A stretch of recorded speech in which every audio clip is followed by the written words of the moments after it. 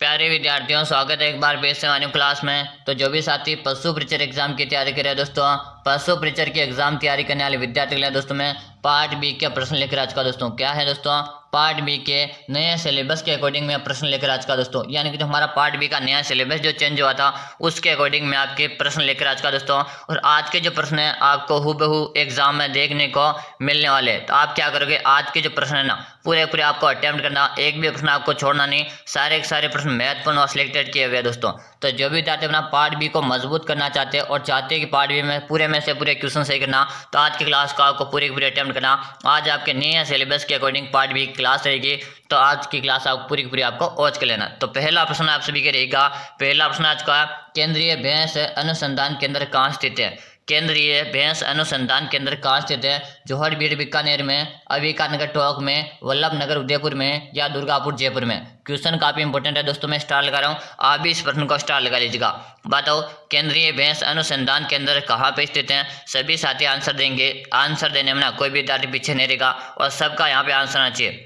तो यहाँ पे कमेंट आ रहे हैं सभी साथियों का कि गुरुजी वल्लभ नगर में, और वल्लभ नगर भी कहाँ पे? ये आपके उदयपुर में। ऑप्शन नंबर सी को लॉक कर दो, बिल्कुल सही है। भैंस अनुसंधान केंद्र कहाँ पे? आपके वल्लभ नगर उदयपुर। और आपसे भेड़ अनुसंधान केंद्र पूछा जाए तो भेड़ अनुसंधान केंद्र कहाँ पे है? अविकानगर टोंक में। आपसे ऊंट अनुसंधान केंद्र पूछा जाए तो ऊंट अनुसंधान आपके जोहड़बीड़ है बीकानेर में। यहाँ पे कौन सा? यहाँ पे आपका भैंस अनुसंधान केंद्र। कौन सा? भैंस अनुसंधान केंद्र है भाई।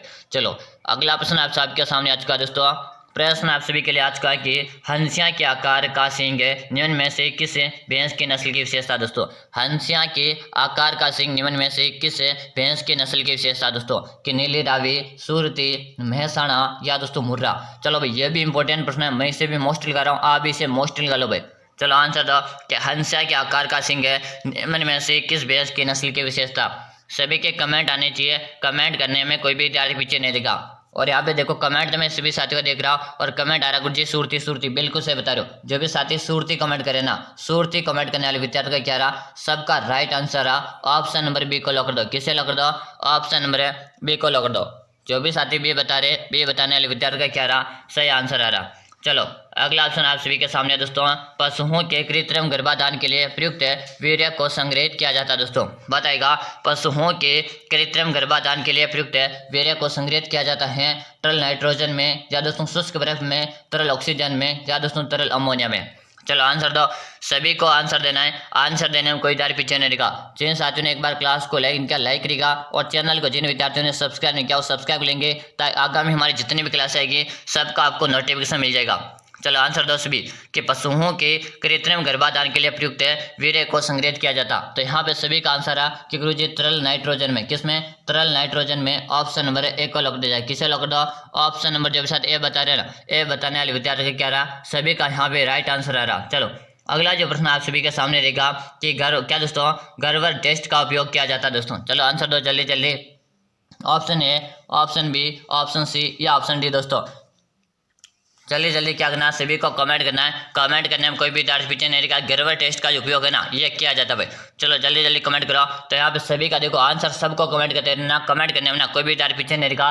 कि गुरुजी यहाँ पे ऑप्शन बी को लॉक कर देते। किसे लॉक कर दिया जाए? Option B. जो भी साथी बी बता रहे ना, बी बताने वाले विद्यार्थी का सही है। दोस्तों रोजाना आपके लिए क्लासे लेकर आ रहा हूँ, रोजाना आपको क्लासेस ज्वाइन करते रहना। अंतिम दिन आपके सामने, परीक्षा आपके सामने काफी नजदीक आ चुकी है दोस्तों। अगला जो प्रश्न आप सभी के सामने आज का प्रश्न आज का कि मेमने में पूंछ हटाने को कहा जाता, कि मेमने में पूंछ हटाने को कहा जाता नोकिंग है, डॉकिंग है, या डिटेलिंग है, या दोस्तों डिटैचिंग? दोस्तों चलो आंसर दो जल्दी जल्दी, सभी को आंसर देना है कि मेमने में पूंछ हटाने को कहा जाता। चलो कमेंट करो, बिल्कुल शानदार। यहाँ पे सभी का आंसर आ कि गुरुजी ऑप्शन नंबर बी को लॉक कर दिया जाए। डॉकिंग कहते हैं, क्या कहते हैं उसे? डॉकिंग कहते हैं। ऑप्शन नंबर बी को लॉक कर दो। जो भी साथी बी बता रहे ना, बी बताने वाले विद्यार्थी का क्या रहा? सभी का यहाँ पे राइट आंसर आ रहा। चलो अगला ऑप्शन आप सभी के सामने कि मुर्गी के शरीर का तापमान कितना होता? कि मुर्गी के शरीर का तापमान कितना होता है? 41.7% है, या 44% है, 39.5% है, या दोस्तों 38%? कमेंट कर दीजिएगा कि मुर्गी का जो शरीर है ना उसका तापमान कितना होता? सभी को कमेंट करना भाई। चलो आंसर दो जल्दी जल्दी से सभी को आंसर देना है। आंसर देने में कोई देर पीछे नहीं रहेगा। ठीक गुरु जी, मुर्गी के जो शरीर का जो तापमान होता है वो 41.7% होता है। कितना होता है? 41.7% होता है। यानी कि आप सभी साथी ऑप्शन ए को लॉक कर दो। किसे लॉक कर दो? ऑप्शन ए को लॉक कर दो। ऑप्शन ए कमेंट करने वाले विद्यार्थियों का क्या रहा? यहाँ पे राइट आंसर आ रहा है। चलो अगला ऑप्शन आप सभी के सामने रहेगा कि गाय के जन्म से लेकर छः महीने की उम्र तक के बच्चे को क्या कहते हैं? गाय के जन्म से लेकर 6 महीने तक की उम्र के बच्चे को क्या कहते हैं? बच्चा कहते हैं, कलिंग कहते हैं, या दोस्तों फिर मांटिंग कहते हैं, या दोस्तों बछड़ा कहते हैं। भाई क्वेश्चन को सभी साथी इससे स्टार लगा लो, स्टार सभी को लगा के रख लेना। यह प्रश्न काफी इंपॉर्टेंट है और आज का जो प्रश्न है ना सिलेक्टेड और महत्वपूर्ण प्रश्न है। अगर आप भी अपना पार्ट बी को मजबूत करना चाहते हो तो आज की क्लास पूरी की पूरी वॉच कर लो। यहाँ से सारे प्रश्न आपके एग्जाम में कॉपी होने वाले। भाई क्या है? सारे प्रश्न एग्जाम में कॉपी होने वाले दोस्तों। आपको काफी सारे प्रश्नों के तो आपको ऑप्शन भी चेंज नहीं मिलेंगे, ऑप्शन भी चारों के चारों आपको इसी तरह से देखने को मिल जाएंगे एग्जाम में। ये मैं 100% गारंटी के साथ बोला दोस्तों। चलो बताओ कि गाय के जन्म से लेकर 6 महीने की उम्र तक के बच्चे को क्या कहा जाता? तो गुरुजी उसे बछड़ा कहते हैं। आप सभी को पता, आपके घर में जब गाय होगी ना तो सबको पता है कि गुरुजी बछड़ा ही कहा जाता। हाँ, सभी के कहा जाता, बछड़ा कहा जाता। भाई चलो अगला ऑप्शन आप सभी के सामने रखा है कि एक मुर्गी के द्वारा, क्या दोस्तों? एक मुर्गी के द्वारा लगातार दिनों तक है, क्या दोस्तों? एक मुर्गी के द्वारा लगातार है कहीं दिनों तक बिना रुके दिए गए अंडों की संख्या कहलाती है। भाई चलो बताओ, कैपन कहते हैं, क्लच कहते हैं, पुलेट कहते हैं, या दोस्तों हिटबिलिटी कहते हैं। दोस्तों बताओ एक मुर्गी के द्वारा लगातार है कई दिनों तक है बिना रुके अंडों की देने की संख्या क्या कहलाती है? आप सभी को इसका आंसर कमेंट करना है ताकि मुझे भी तो पता चलना चाहिए आपकी जो तैयारी चल रही है पशु प्रजर की वो किस प्रकार की चल रही है। तो आप सभी साथी क्या करेंगे? क्वेश्चन नंबर 8 लगा के सभी को आंसर देना। हाँ भाई, सबको इसका कमेंट करके आंसर देना ताकि मुझे भी तो पता होना चाहिए ना कि आपकी जो तैयारी चल रही है वो किस प्रकार की है। चलो अगला ऑप्शन आप सभी के सामने रहेगा कि राष्ट्रीय पशु पोषण और शरीर विज्ञान संस्थान में स्थित है। दोस्तों बताओ राष्ट्रीय पशु पोषण और शरीर विज्ञान संस्थान स्थित है दोस्तों कि बेंगलुरु में, कोचिन में, क्या दोस्तों बैरकपुर में, या दोस्तों अविकानगर में? आंसर दो सभी साथी और क्वेश्चन को आप मोस्ट लगा लो। क्या कर लो? क्वेश्चन को मोस्ट लगा लो और आंसर सभी को देना कि राष्ट्रीय पशु पोषण और शरीर विज्ञान संस्थान में स्थित है। दोस्तों तो गुरुजी ये कहाँ पर है? ये हमारे बेंगलुरु में। कहाँ पे दोस्तों? बेंगलुरु में है। ऑप्शन नंबर ए कमेंट करें ना, जिन सभी का सही है। जो भी साथी ए कमेंट करे उन सभी का यहाँ पे राइट आंसर आ रहा। चलो अगला ऑप्शन है भारत में पशुधन की जनगणना प्रत्येक वर्ष में की जाती है। दोस्तों कि भारत में पशुधन की जनगणना प्रत्येक वर्ष में की जाती है। 1.10 वर्ष है, या 2.5 वर्ष है, या 3.1 सॉरी माफी चाहता हूँ दोस्तों कि यहाँ पे जल्दी से कमेंट कीजिएगा कि 10 वर्ष है, 5 वर्ष है, 1 वर्ष है, या दोस्तों 20 वर्ष में। चलो आंसर दो जल्दी जल्दी कि भारत में पशुधन की जो जनगणना है ना प्रत्येक वर्ष में कब की जाती है दोस्तों? चलो जल्दी जल्दी कमेंट करो। हाँ सभी को कमेंट करना है, कमेंट करने में कोई देर पीछे नहीं रहेगा कि गुरुजी पशु गणना है ना, देखिएगा हमारी जो जनगणना होती है, हमारी व्यक्ति की जो जनगणना होती है ये आपके 10 साल में होती है। कितने साल में होती है? 10 साल में होती है। लेकिन यहाँ पे पशुओं की जो जनगणना होती है, पशुओं की जनगणना 5 साल में होती है। कितने साल में होती है? 5 साल में पशुओं की जनगणना, प्रत्येक 5 साल में पशु जनगणना होती है। यानी कि ऑप्शन नंबर बी को लॉक दिया जाए। किसे लॉक दिया जाए? Option number B. जो भी साथी बी बता रहे हैं, बी बताने वाले विद्यार्थियों का यहाँ पे सही आंसर आ रहा है। भाई बिल्कुल सही। चलो अगला ऑप्शन आप सभी के सामने, थारपारकर गाय राजस्थान के किस क्षेत्र में पाई जाती है? थारपारकर गाय राजस्थान के किस क्षेत्र में पाई जाती है? मालानी, नागौर है, जालौर है, या दोस्तों भीलवाड़ा? चलो आंसर दो सभी को दोस्तों आंसर देना कि गुरुजी थारपारकर जो गाय है ना ये तो हमारे बाड़मेर में पाई जाती है। कहाँ पर पाई जाती है? बाड़मेर में पाई जाती है। कि गुरुजी यहाँ पे तो बाड़मेर तो ऑप्शन में है ही नहीं, लेकिन दोस्तों आपको बाड़मेर का स्थान का नाम दे रखा है, आपको गांव का नाम दे रखा है कि कौन सा गुरुजी? मालानी जो क्षेत्र है ना इसी में थारपारकर गाय सर्वाधिक क्षेत्र में पाई जाती है। किसमें? थारपारकर जो गाय है ना ये आपके बाड़मेर के मालानी क्षेत्र में सर्वाधिक देखने को मिलती है। यानी कि आप सभी का ऑप्शन ए से रहेगा। क्या रहेगा? ऑप्शन नंबर ए से रहेगा। अगर आप एक कमेंट करें ना, एक कमेंट करने वाले विद्यार्थियों का यहाँ पे क्या रहा? सभी का यहाँ पे बिल्कुल ए ऑप्शन आ रहा कमेंट। चलो अगला ऑप्शन है निम्नलिखित में से किस रोग से जानवरों की आंत मोटी हो जाती है? बताओ निम्नलिखित में से किस रोग से जानवरों की आंत मोटी हो जाती है? दोस्तों बताओ option A, option B, option C, या ऑप्शन डी? दोस्तों चलो जल्दी जल्दी कमेंट करो, जल्दी जल्दी से भी कमेंट करो भाई। हाँ कमेंट करो भाई जल्दी जल्दी से, सबको कमेंट कर देना कि निम्नलिखित में से किस रोग से जानवरों की आंत मोटी हो जाती है। यहाँ पे कमेंट आना चाहिए कि गुरुजी जॉन रॉक के द्वारा। किसके द्वारा? जॉन रॉक के द्वारा। ऑप्शन नंबर डी को लॉक दिया जाए। किसे लॉक दिया जाए? ऑप्शन नंबर है डी को लॉक कर दो। बिल्कुल सही बता रहे हो भाई, जो भी साथी डी बता रहे हैं ना, डी बताने वाले का सही है। चलो अगला ऑप्शन है कि भदावरी भैंस का मूल स्थान है। दोस्तों बताओ भदावरी भैंस है ना जिसका मूल स्थान आप सभी को बताना है। पंजाब है, हरियाणा, गुजरात है, या दोस्तों उत्तर प्रदेश? चलो जल्दी जल्दी आंसर दे दो, सभी को आंसर देना है कि भदावरी जो भैंस है ना दोस्तों इसका मूल स्थान कौन सा है?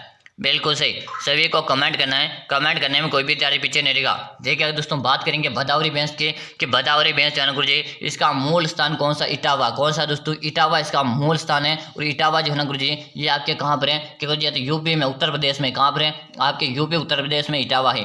बिल्कुल सही। तो यहाँ पे आप सभी का जो राइट आंसर है मेरे प्यारे साथियों, ऑप्शन नंबर डी को लॉक कर दिया जाए। किसे लॉक कर दिया जाए, ऑप्शन नंबर डी को लॉक कर दिया जाए। दोस्तों एग्जाम आपके काफी नजदीक आ चुका है। अब अंतिम दिनों में जो भी साथी नींद में सोते हुए अब जाग जाएगा, क्योंकि अब एग्जाम का दिन काफ़ी गिने चुने रह चुके हैं। तो दोस्तों आपको रेगुलर क्लासेस ज्वाइन करते रहना और जितना हो सके जितना आपको एमसीक्यू प्रैक्टिस करनी है। चलो अगला जो प्रश्न रहेगा आपके सामने कि भदावरी भैंस का मूल स्थान कौन सा, कि भदावरी भैंस का अभी अपने देखा कौन सा, उत्तर प्रदेश, यूपी। अभी अपने जस्ट देखा ही था भाई। चलो अगला ऑप्शन आप सभी के सामने आ रहा प्रश्न है दोस्तों, भेड़ है ऊन क्या दोस्तों, भेड़ है ऊन संस्थान कहाँ स्थित है दोस्तों, बताओ। भेड़ ऊन अनुसंधान संस्थान कहाँ पे स्थित है, अविका नगर है, जोधपुर है, जालोर है या दोस्तों बारां।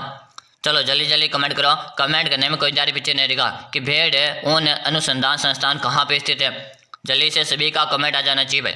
बिल्कुल सही कमेंट करे कि गुरुजी अविका नगर टोंक में। कहाँ पर है दोस्तों, अविका नगर। जो भी साथी टोंक बता रहे ना सही बता रहे। यहीं पे आपसे भेड़ की जगह आपको भैंस पूछा जाता कि भैंस है अनुसंधान संस्थान कहाँ पर है दोस्तों, तो वल्लभ नगर में। कहाँ पर दोस्तों, वल्लभ नगर में है। और वल्लभ नगर कहाँ से, वल्लभ नगर आपके उदयपुर में। दोस्तों कहाँ पर है, वल्लभ नगर आपके उदयपुर। उदयपुर में कौन का, भैंस का अनुसंधान है भाई, भैंस अनुसंधान संस्थान है। चलो अगला ऑप्शन आप सभी के सामने रहेगा कि रेशम प्राप्त करने के लिए रेशम कीट के पालन को कहा जाता है। रेशम प्राप्त करने के लिए रेशम कीट को पालन को कहा जाता है एमपी कल्चर है या सेरिकल्चर है या दोस्तों हॉर्टिकल्चर है या दोस्तों सेलिविकल्चर। चलो बताओ, रेशम प्राप्त करने के लिए रेशम कीट के पालन को कहा जाता है। सभी को कमेंट करना है, कमेंट करने में कोई जारी पीछे नहीं रहेगा। चलो जल्दी जल्दी आंसर दे दो और सभी को आंसर देना है। हाँ, एक बार जिन साथियों ने क्लास को लाइक नहीं किया फटाफट क्लास को लाइक कर दो और चैनल को जिन विद्यार्थियों ने सब्सक्राइब नहीं किया सब्सक्राइब कर लो भाई। बिल्कुल सही, सभी का कमेंट आ जाना चाहिए भाई। कमेंट देखो सबको करते रहना कि गुरुजी यहाँ पे सेरिकल्चर कहते हैं, उसे क्या कहते हैं, सेरिकल्चर कहते हैं। ऑप्शन नंबर बी को लॉक कर दो। बिल्कुल सही कमेंट करो, जो भी साथी सेरिकल्चर बता रहे ना सही है दोस्तों। अगला ऑप्शन आप सभी के सामने आ चुका है कि प्रसिद्ध राजस्थानी लोक नृत्यांगना गुलाबों का संबंध किस नृत्य से दोस्तों, बताएगा। प्रसिद्ध राजस्थानी लोक नृत्यांगना गुलाबों का संबंध किस नृत्य से है, वागड़िया नृत्य, पणिहारी नृत्य, गुड़ला नृत्य या दोस्तों कालबेलिया नृत्य। चलो बताओ, प्रसिद्ध राजस्थानी लोक नृत्यांगना गुलाबों का जो संबंध है कि गुरुजी किस नृत्य से रहेगा, तो कालबेलिया नृत्य से। किस है, कालबेलिया नृत्य से है। ऑप्शन नंबर डी को लॉक दिया जाए। किसे लॉक दिया जाए, ऑप्शन नंबर डी को लॉक दो। अगर आप डी कमेंट करें ना सही आंसर आ रहा। चलो अगला ऑप्शन आप सभी के सामने आ चुका। अगला ऑप्शन क्या रहा दोस्तों कि प्रसिद्ध बनी ठनी किस शैली से संबंधित है। प्रसिद्ध बनी ठनी किस चित्र शैली से संबंधित है दोस्तों, जयपुर शैली, बूंदी शैली, किशनगढ़ शैली या दोस्तों कोटा शैली। चलो आंसर दो जल्दी जल्दी से। हाँ भाई, आप सभी को कौन सा पूछा, बनी ठनी के बारे में पूछा। और गुरुजी बनी ठनी जो आपके है ना किशनगढ़ की, कहा कि दोस्तों किशनगढ़ है। और किशनगढ़ कहाँ पे गुरुजी आपके अजमेर। कहाँ पे दोस्तों, अजमेर में। यहीं पे बात की जाए कि पशु पक्षियों को महत्व देने वाली चित्रशैली कौन सी, पशु पक्षियों को महत्व देने वाली चित्रशैली कौन सी, तो पशु पक्षियों को हमारी बूंदी शैली महत्व देती भाई। चलो अगला जो प्रश्न आप सभी के सामने आ रहा प्रश्न आ रहा है दोस्तों कि मोरनी मारना किस जनजाति से संबंधित है दोस्तों। बच्चे को याद होना चाहिए, प्रत्येक विद्यार्थी का यहाँ पे आंसर आ जाना चाहिए कि मोरनी मारना किस जनजाति से संबंधित है। भील जनजाति, मीणा जनजाति, ग्रासिया जनजाति या दोस्तों सहेरिया जनजाति। चलो सभी कमेंट कीजिएगा दोस्तों। एक बार सभी साथी क्लास को लाइक कर दो। क्या कर दो, क्लास को लाइक कर दो और चैनल को जिन विद्यार्थियों ने सब्सक्राइब नहीं करेगा वो सब्सक्राइब कर लेंगे। चलो आंसर दो, मोरनी मारना किस जनजाति से संबंधित है। बिल्कुल सही कमेंट करो।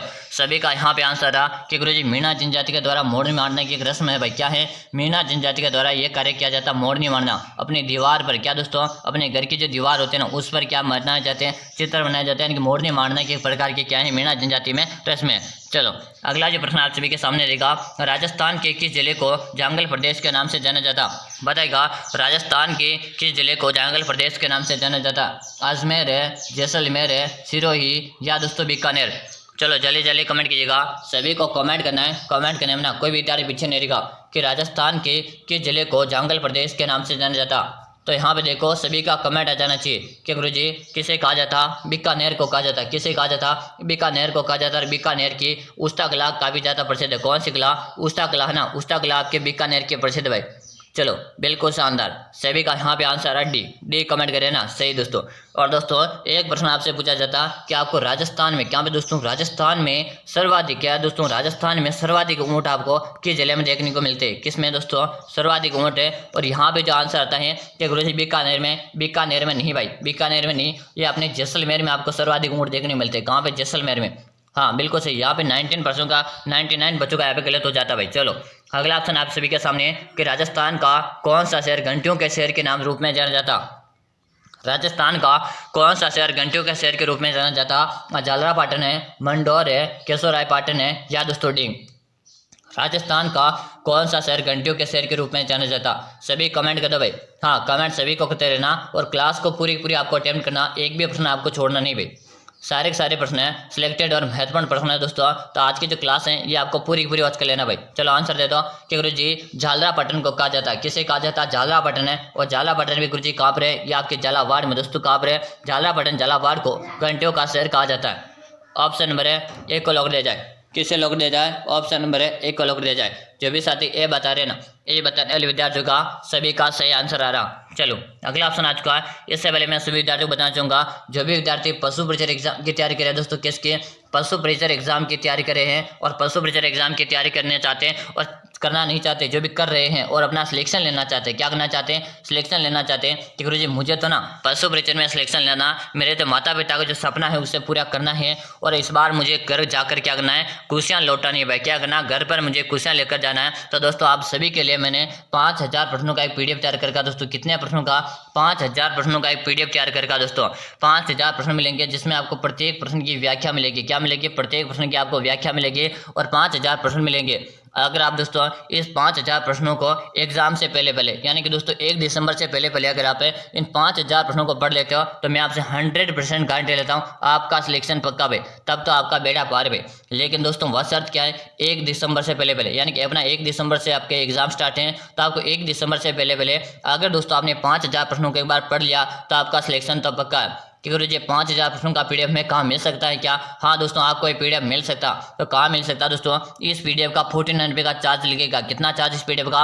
49 रुपये का चार्ज है। और ये पीडीएफ मिलेगा कहाँ पे? नंबर नोट को जल्दी से, 6367 है, 25 है, 6234। नंबर चित्र से देख लो, 6367 है, 25 है, 6234। इसी नंबर पे आपको 49 रुपये का चार्ज है। फोन पे, गूगल पे, पेटीएम करना। क्या करना है? आपको जो नंबर दिख रहा है ना 6367256234, इसी नंबर पे आपको 49 रुपये का चार्ज है। फोन पे, गूगल पे या पेटीएम करके आपको इसी नंबर पे उसका स्क्रीनशॉट डाल देना। क्या करना? आपको इसी नंबर पे उसका व्हाट्सएप में स्क्रीनशॉट डाल देना। जैसे आप व्हाट्सएप में स्क्रीनशॉट डाल दोगे उसके 5 मिनट के अंदर मैं 5000 प्रश्नों की आपको पीडीएफ डाल दूंगा। क्या कर दूंगा? 5000 प्रश्नों की आपको मैं पीडीएफ डाल दूंगा। और दोस्तों आप इस पीडीएफ को पढ़ कर आराम से अपना सिलेक्शन ले सकते हो। तो जो विद्यार्थी चाहता है मुझे तो सिलेक्शन लेना है, वो विद्यार्थी जरूर से इस वीडियो को पढ़ लेना, आपका सिलेक्शन पक्का। चलो भाई हाँ, नंबरों का स्क्रीनशॉट ले लो ताकि नंबर ढूंढने में आपको दिक्कत ना आए। प्रश्न पे ध्यान दीजिएगा कि महाराणा प्रताप की मृत्यु किस वर्ष हुई थी? 1597, 1572, 1576 या 1602 में। देखिएगा दोस्तों, महाराणा प्रताप के पहले अपन जन्म के बारे में बात करेंगे कि महाराणा प्रताप का जो जन्म हुआ था 9 मई 1540 को हुआ था। कब हुआ था? 9 मई 1540 को कोमलगढ़ में हुआ था दोस्तों। यहाँ पर कोमलगढ़ में हुआ था। अपने ज़्यादा बात नहीं करेंगे कोमलगढ़ के, कटारगढ़ दुर्ग के, बादल महल वाले, लेकिन अपन कोमलगढ़ बात करेंगे। अब देखो, महाराणा प्रताप का जन्म 9 मई 1540 को हुआ था और 1572 में राज्याभिषेक हुआ था। क्या हुआ था? राज्याभिषेक जो हुआ था यह 1572 में हुआ था। अब यहाँ पे बात की जाए 1597 में क्या हुआ था? तो 1597 में मृत्यु हो गई थी। क्या हो गई थी? 1597 में मृत्यु हो गई थी। यानी कि ऑप्शन नंबर ए रहेगा। क्या रहेगा? ऑप्शन नंबर ए रहेगा, यानी कि 1597 आप सभी का सही है। ऑप्शन नंबर ए को लॉक कर दो। चलो अगला जो प्रश्न आप सभी के सामने आ रहा, प्रश्न आ चुका है कि बीकानेर का कौन सा शासक है अकबर और जहांगीर दोनों की सेवा में रहा था? दोस्तों बीकानेर का कौन सा शासक है? बीकानेर का कौन सा शासक है अकबर और जहांगीर दोनों की सेवा में रहा था? राव बीका, कल्याणमल, राय सिंह या दोस्तों दलपत। कमेंट कीजिएगा, सभी को कमेंट करना है। कमेंट करने में कोई विद्यार्थी पीछे नहीं रहेगा। बीकानेर का कौन सा शासक है अकबर और जहांगीर दोनों की सेवा में रहा था? तो गुरुजी राय सिंह को लॉक दिया जाए। किसे लॉक दिया जाए? राय सिंह को लॉक दिया जाए। ऑप्शन नंबर सी को लॉक कर दो। बिल्कुल सही कमेंट करो। जो भी साथी सी बता रहे हो ना, सी बताने वाले विद्यार्थी का क्या रहा? सभी का यहाँ पे राइट आंसर आ रहा भाई। चलो अगला ऑप्शन आप सभी के सामने आ रहा, बीकानेर के प्रसिद्ध किले का निर्माण है राय सिंह, क्या सॉरी माफ चाहूंगा, बीकानेर के प्रसिद्ध किले का निर्माण है किसने करवाया दोस्तों? क्या है दोस्तों? किसने करवाया? बताओ भाई। बीकानेर के प्रसिद्ध किले का निर्माण है किसने करवाया था दोस्तों? बताओ जल्दी जल्दी सभी साथी बता दो किसने करा? राय सिंह ने, अनूप सिंह ने, दलपत सिंह ने या दोस्तों गंगा सिंह ने? चलो जल्दी जल्दी आंसर दे दीजिएगा कि गुरुजी बीकानेर के प्रसिद्ध किले का जो निर्माण है ये राय सिंह ने करवाया था। ऑप्शन नंबर 1 को लॉक कर दो। किसे लॉक कर दो? ए ऑप्शन को लॉक कर दिया जाए। चलो अगला जो प्रश्न आप सभी के सामने आ रहा प्रश्न है, राजस्थान सेवा संघ की स्थापना कहाँ हुई दोस्तों? बताएगा राजस्थान सेवा संघ की स्थापना कहाँ हुई थी? दिल्ली में, वर्धा में, अजमेर में या दोस्तों साबरमती में? आंसर दीजिएगा कि राजस्थान सेवा संघ की जो स्थापना हुई गुरुजी ये कब हुई थी? सभी कमेंट कीजिएगा।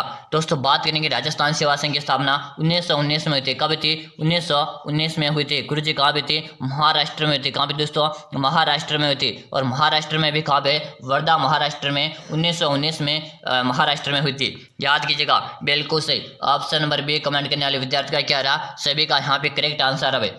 जो भी साथी बी कमेंट करे ना, बी कमेंट करने वाले का सबका सही है। चलो अगला ऑप्शन आप सभी के सामने, राजस्थान की कृषक आंदोलन का प्रारंभ है सर्वप्रथम कहाँ से हुआ था दोस्तों? कि राजस्थान में कृषक आंदोलन का प्रारंभ है सर्वप्रथम कहाँ से हुआ था? सिरोही में, दुधवाखारा में, बेगू में या दोस्तों बिजोलिया में? चलो आंसर दो जल्दी जल्दी से सभी को आंसर दे देना है कि राजस्थान में कृषक आंदोलन का प्रारंभ है सर्वप्रथम कहाँ से हुआ था दोस्तों? चलो जल्दी कमेंट कीजिएगा और सभी को कमेंट करना है। कमेंट करने में कोई भी विद्यार्थी पीछे नहीं रहेगा। बिल्कुल शानदार, यहाँ पे सभी के आंसर है और कमेंट में सभी के देख रहा हूँ कि गुरुजी राजस्थान में सबसे पहले कृषक आंदोलन का जो शुरुआत हुई थी ये आपके बिजोलिया से हुई थी। बिजोलिया आपके कहाँ पर है? भीलवाड़ा में। दोस्तों कहाँ पर है? बिजोलिया आपके भीलवाड़ा में। भीलवाड़ा से ये क्या हुआ? इसी कृषक आंदोलन से यहाँ से शुरुआत हुई थी। कब हुई थी दोस्तों? जल्दी कमेंट करो। कहाँ से? लगभग दोस्तों 44 वर्षों तक चला था। कितने वर्षों तक चला था? लगभग आपका ये 44 वर्षों तक सर्वाधिक लंबे समय तक चलने वाला आंदोलन था भाई। हाँ, कब से कब तक चला था ये आपको कमेंट करके बता देना।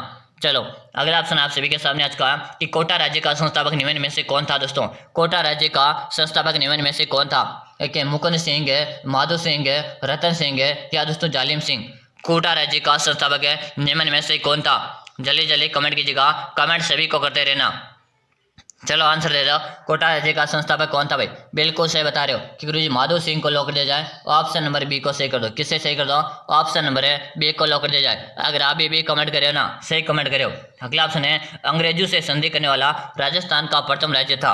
अंग्रेजों से संधि करने वाला राजस्थान का प्रथम राज्य था कोटा, जयपुर है, जोधपुर है या दोस्तों उदयपुर है? चलो बताओ। अंग्रेजों से संधि करने वाला राजस्थान का प्रथम राज्य था दोस्तों। जल्दी से सभी को कमेंट कर देना और इस बार इस प्रश्न को स्टार लगा दो। एग्जामिनर का फेवरेट प्रश्न, इसे मैं मोस्ट भी लगा रहा हूँ दोस्तों। चलो आंसर दो जल्दी से कि अंग्रेजों से संधि करने वाला राजस्थान का प्रथम राज्य था दोस्तों। चलो जल्दी से कमेंट कर दो। कमेंट करने में कोई भी तारीफ पीछे नहीं रहेगा। बिल्कुल शानदार, सभी के यहाँ पे आंसर है। आंसर देने में कोई भी तारीफ पीछे नहीं रहेगा। ठीक गुरु जी, कोटा राज्य था। कौन था? कोटा राज्य था। कोटा को क्या कहा जाता? राजस्थान की शिक्षा नगरी भी कहा जाता। क्या कहा जाता? राजस्थान की शिक्षा नगरी। राजस्थान का कानपुर भी कहा जाता। क्या कहा जाता? राजस्थान की शिक्षा नगरी है राजस्थान का कानपुर भी आपके कोटा को कहा जाता। चलो अगला जो प्रश्न आ रहा है कि किसको जल महलों की नगरी भी कहते हैं दोस्तों? किसको जल महलों की नगरी कहते हैं? डींग को उदयपुर है, भरतपुर है या दोस्तों जयपुर है? चलो आंसर दो। किसको जल महलों की नगरी कहते हैं? तो गुरुजी डींग को कहा जाता। किसे कहा जाता? डींग को कहा जाता। ऑप्शन नंबर है 1 को लॉक दिया जाए। किसे लॉक दिया जाए? ऑप्शन नंबर है 1 को लॉक दो। जो भी साथी ए बता रहे ना, ए बताने वाले का सही है। चलो अगला ऑप्शन आज का, पशु पक्षियों को क्या दोस्तों पक्षियों की चित्रकला में विशेष स्थान मिला दोस्तों? बताओ पशु पक्षियों को किस चित्रकला में विशेष स्थान मिला है? बूंदी से ले, किशनगढ़ से ले, नाथद्वारा से ले या दोस्तों अलवर से ले? पशु पक्षियों को किस चित्रकला शैली में विशेष स्थान मिला? तो गुरुजी बूंदी शैली में। किस शैली मिला था? बूंदी शैली मिला था। ऑप्शन नंबर 1 को लॉक कर दिया जाए। चलो अगला जो प्रश्न आप सभी के सामने आ रहा कि राजस्थान में सर्वप्रथम सीमेंट फैक्ट्री की स्थापना हुई थी। राजस्थान में सर्वप्रथम सीमेंट फैक्ट्री की स्थापना हुई थी चित्तौड़गढ़ में, लाखेरी में, मोडक में या दोस्तों निमाड़ा में? सर्वप्रथम सीमेंट की जो स्थापना हुई थी आपके लाखेरी में थी। लाखेरी गुरुजी कहाँ पर है? आपकी बूंदी में। कहाँ पे दोस्तों? बूंदी जिले में। एक बार मैं सभी साथियों को फिर से बताना चाहूँगा, जो भी साथी पशु प्रचलन में अपना सिलेक्शन लेना चाहते हैं उन सभी के लिए मैंने 5000 प्रश्नों का एक PDF तैयार करेगा दोस्तों, और जिसमें आपके प्रत्येक प्रश्न की आपको व्याख्या भी साथ में मिलेगी। क्या मिलेगी? प्रत्येक प्रश्न की आपको व्याख्या साथ मिलेगी। अगर दोस्तों आप ये 5000 प्रश्नों को ये अंतिम दिनों में पढ़कर एग्जाम देने जाते हो तो मैं आपसे 100% गारंटी लेता हूँ आपका सिलेक्शन पक्का।